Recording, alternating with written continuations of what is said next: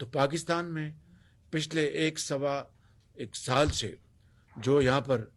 Political instability کی بھرپور کوشش کی جا رہی ہے، اس کے لیے جو بس اپنا ذرائع تلاش کیے گئے، اس کے لیے جو بیانیہ اختیار کیا گیا، اس کے لیے جو جتھے بندی کی گئی، اس سے اس ملک کے اندر ایک طوفان آیا، ایک سیاسی ہلچل نہیں بلکہ ایک طوفان آیا، طوفان جس نے کہ معاش کے پہیے کو جام کر دیا۔ فورن ڈائریکٹ انویسٹمنٹ وہ آلموسٹ ختم ہو گئی، ملک کے اندر جو سرمایہ کار ہیں وہ رک گئے، اور